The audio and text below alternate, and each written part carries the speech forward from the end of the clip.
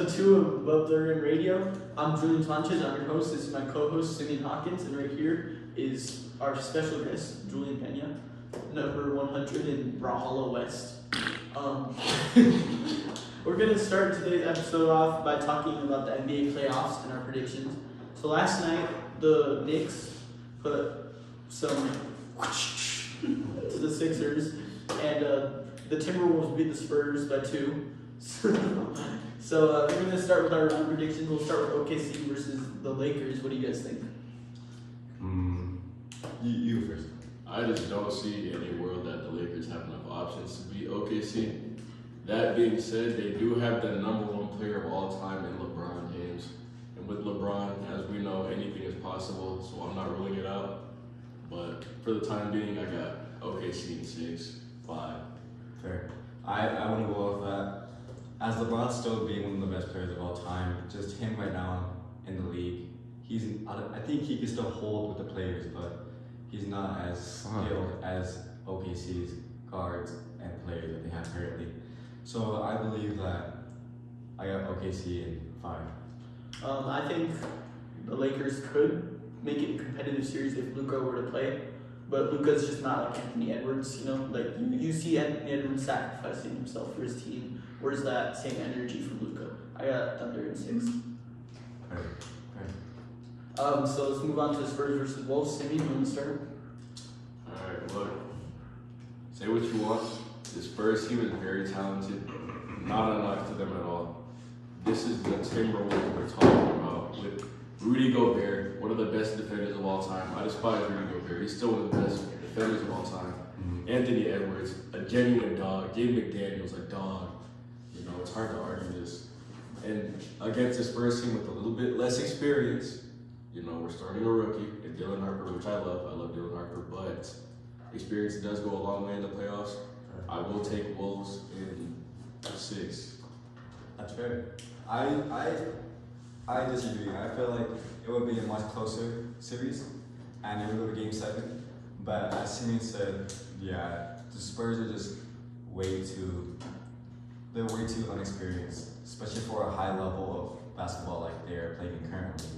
And don't get me wrong, yesterday some players both had bad games but good games. And I think as long as it keeps performance up like it's been recently, and the same pillars, I could have the Wolves in Game 7. I got Spurs in 6. I know they had a rough game yesterday. We need De'Aaron Fox to step it up, definitely. And Wemby is not going to play like that on offense every night. I think the Spurs are definitely inexperienced, but they also have a 7'4" Frenchman who had 13 blocks or 12 blocks last night. So I'm a Spurs fan, and this is a little biased, but I think the Spurs can take it in 6, maybe even 7. But I think the inexperience is getting to them a little bit, but they're so deep. They're almost as deep as OKC. I think they can take it in 7, definitely. So let's move on to the East. What do you guys think about New York versus Philadelphia? Straight up. Knicks in 5. Let's get this out. They're literally just a better version of the 76ers. I'm sorry. Right. But if Joel Embiid comes out and realizes he's actually Joel Embiid again, like he did last series, I could see the Sixers taking this series. I think it's just too early to tell, honestly. I want to say after that last game, it was a little iffy, I'm not gonna lie. But I in the first place, I had Knicks taking it all, honestly. And the performance yesterday showed me that it was obviously true. And that, as Simeon said, the Knicks are just a better team. They're just better overall, better players, better. It's just better. But a coaching program, anything's better on a team. And I got Knicks in 5. I think Philadelphia just came off a 7-game series. That's how they opened it against Boston too. I think it's going to be more competitive than it's thought to be because I think Philadelphia is still a really good team. But with that being said, I still think the Knicks take it in 6. But I think Philadelphia is going to come out swinging in these next few games. Let's move on to Cleveland versus Detroit. I got Cleveland in this series. I really do.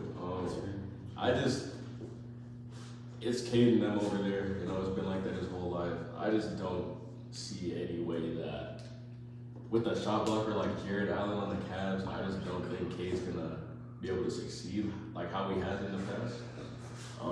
Especially taking the brunt of offense, like he had to do it all season, but the brunt of offense in this playoff atmosphere, I just don't think it's going to play out how they think, and I got Cavs in 6. That's fair. I would agree but disagree. I think honestly that both teams are very, very talented, and it's a very fair matchup. But I also think that Detroit can put up a better game than they did before. Because but I think that honestly, if the Detroit start to pick it up, I think they can take 8 and 6. I got Pistons in 5. I think they have a better matchup. You look at James Harden, he's going to be getting defended by Cade Cunningham. You look at Donovan Mitchell, he's going to meet Jalen Duren at the rim. I think the only problem for the Pistons is offensively, if they can get the threes rolling. And I think Tobias Harris would play a big role in that. They also need Dennis Jenkins to turn it up as well. So I got Pistons in 5 if they can turn it up. If not, I would say the Pistons in 6. Okay. So going off of that, who do you guys think is going to win the championship, and what will the finals matchup be? I just think whoever wins the West got it this year. I don't think it's honestly close, East to West. There's always been a little bit of like a skill gap, I would say. I don't know how to word that right, but yeah, I think whoever's coming out of the West, and I think it will be OKC. Just because, we'll see with the series with the Lakers. That will say a lot. Just how they come out against 41-year-old LeBron, but I just think they have a lot of weapons right now. They have the experience, they have the winning culture. I think it's kind of hard to argue that. I got them winning in the championship.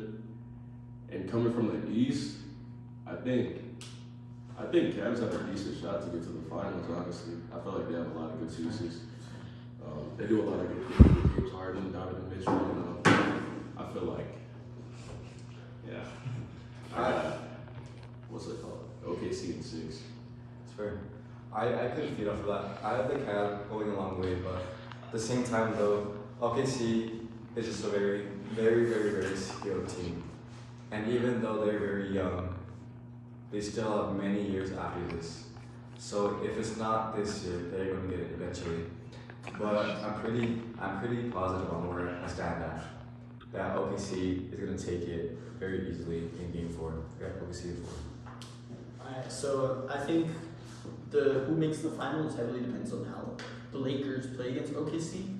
I think if the Lakers can take 1 or 2 games and wear them out a little bit, the winner of San Antonio versus Minnesota can definitely make it to the finals. I think both of those teams, I think either the winner of the San Antonio versus Minnesota team is winning it all, in my opinion, because that is such a competitive series, but at the same time, like, they are turning up. Like, if the Wolves beat the Spurs, Anthony Edwards is like this is 3rd year in a row in the Eastern Conference or the Western Conference Finals. I think, but for me personally, I think the Spurs are going to take it, and I think the Spurs can match up with OKC. They have a team built for it, so I think the Spurs will play New York in the finals and take it in 7. So going off of that, do you guys have any arguments? I don't have any arguments. I think OKC could very well take it, but do you guys? I do disagree on the Spurs. If they had the same matchup as they did yesterday, I think it was very well held. Like, each player was held perfectly with the right defender, and if they're able to do that the whole series, then I am pretty positive that it'll be a very tough series, but I have the Wolves taking that series. And I mean, not even that, just if we're talking about going all the way, this Spurs team has a very hard gauntlet to get through. This is a very good Timberwolves team, but if we're looking at the next round as well, that's a very good OKC team on the other side with the Lakers. The Spurs match up perfectly against OKC. I don't think so at all. They have Stephon Castle to guard Shea, which is no one's guarding Shea. Let's be honest, Shea's one of the most unguardable people in the league. That's the best in the world. That's why he gets so many fouls. But they have Wemby to guard the paint with Chet Holmgren and Isaiah Hartenstein, and then they have even Luke Cornett to match up with Hartenstein. I think the Spurs have better 2-point shooters than OKC. They just like Julian Champagnie. I'll take Julian Champagnie over Ludor. I think it really depends on the refs. The reffing definitely matters. I mean, last night we saw the reffing was definitely a little questionable on both sides at times, but I think if we can get good, clean games, I really hope it will be an enjoyable series to watch. I would hope it goes to 7. Spurs versus OKC. You say? I just do not think that Lou Dort is worse than Julian Champagny in the slightest, actually. That's a little bit of bias. You gotta agree with me on that. No, I think Julian Champagny has really showed himself as a 3-point shooter. I mean, I definitely would take Lou Dort on defense, but at the same time, Lou Dort fouls a lot. That's fair. So I would take Julian Champagny on offense. I would take. At the same time, it's kind of hard to compare them. That was a bad comparison by me because Lou Dort's a shooting guard. Julian Champagny is a small forward, power forward. I think Julian Champagny offered more value to the Spurs this year than Lou Dort offered to the Thunder. Well, I mean, we're also looking at Jalen Williams, a star role player. He could easily be a Jalen Brown type of player on the Celtics, but you know, winning culture, we're on OKC. It's just not gonna work out like that. Exactly. But he is a star player, and I feel like Another thing that he will be out for, yeah. I think, almost the whole second round. So that could be a big factor. Coming back in the third round, seeing how he plays with the team, seeing if that might hurt the other players more. You know, you're gonna have to have Aaron Wiggins step up more. You're gonna have to have Lou Dort. You're gonna have to have the other Jalen Williams step up more. I really do think it's gonna be competitive between whoever comes out of the San Antonio Minnesota series. I feel like even though that might mess with momentum, the chemistry of the team is still all there. There's still so much, like, they're still so bonded. So I think as long as they might mess them over in the second round, but the third round they're gonna pay back up. It's gonna be a blowout. I think it's gonna be very strong. As long as they have Jalen Williams back, it's gonna be just a whole bigger picture. I honestly think that Oklahoma versus New York takes it. I honestly think that, and that's not even bias. I think New York has a worse matchup against San Antonio or Minnesota. I think New York can match up really well with OKC. They have a lot of firepower. They have a lot of wing depth, and I think New York would take OKC in 7 or 6. I will not disagree that New York is definitely a matchup problem. They have a lot of good,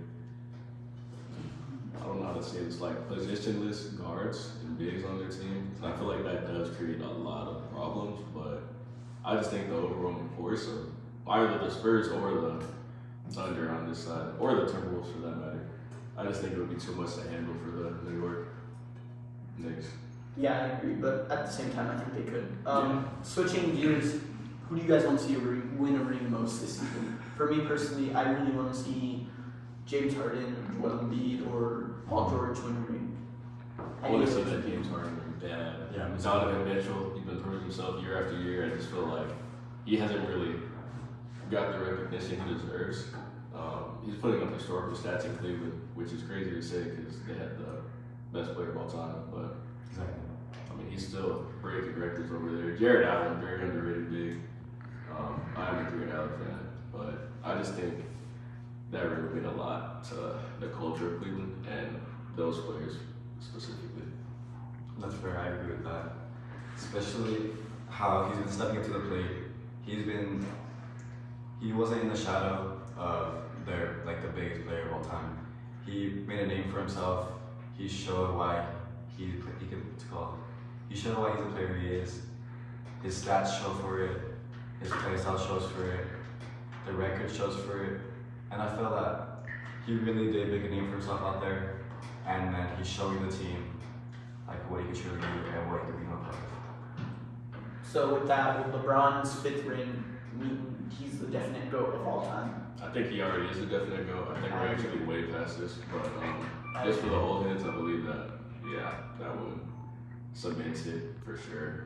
But I definitely agree. I think going off of that, LeBron is the GOAT. I think the game has changed so much, but he's changed with the game. Like you look at in the 2000s, he won in the 2000s, he won in the 2010s, and he even won in the 2020s. That's 3 different eras of 3 different. He didn't win in the 2000s, did he? 20. Oh. But he made it to the finals multiple times with very inexperienced teams. So that's another reason why I take a look at the Spurs. And when you have a generational talent like LeBron or Wemby or even Shea, if you have a player that's good enough, you can make it to the finals in the experience. Because you look at LeBron taking the 2007 Cavs to the NBA Finals. I agree because LeBron really adapted to the way the NBA has changed over time, and he has always found a way to fit in, if not push past that, and play at a even smarter and higher level than the players have become.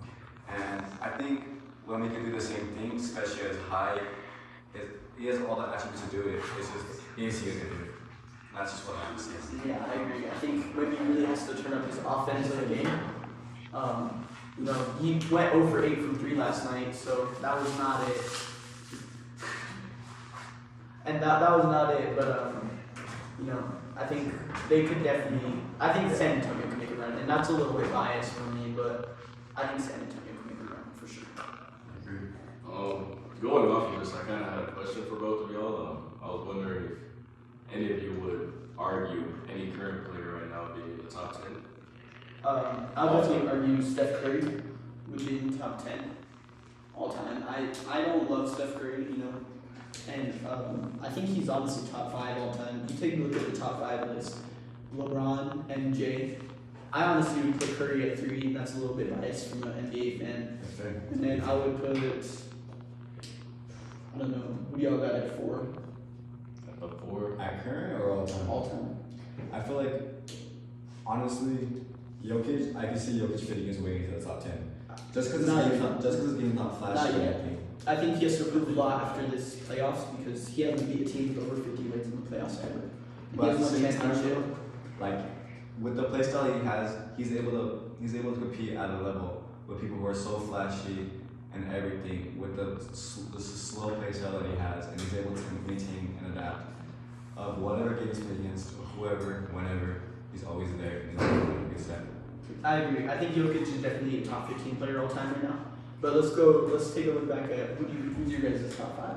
Because me personally, I can't think of a 4 right now, but I have LeBron, MJ, Curry, someone at 4, and then I have Tim Duncan at 5. And that's fair. I think Tim Duncan, if he would have won the finals in 2013 as well as 2014, he would have had 6 rings like MJ, and that would have been, you know, like, so I think he definitely deserves the top 5 because he was 5-1 in the finals. He's one of the most consistent players of all time. But I would say like number 4 would be like Kareem or something like that. I agree. I think you just gotta go Kareem, just because of all the accolades. It's hard to argue that. He's the most winningest player in basketball, besides Bill Russell. But you know, college, won every year there, high school, won every year. You know, NBA, huge success. Second. Had the scoring title at the top. You know,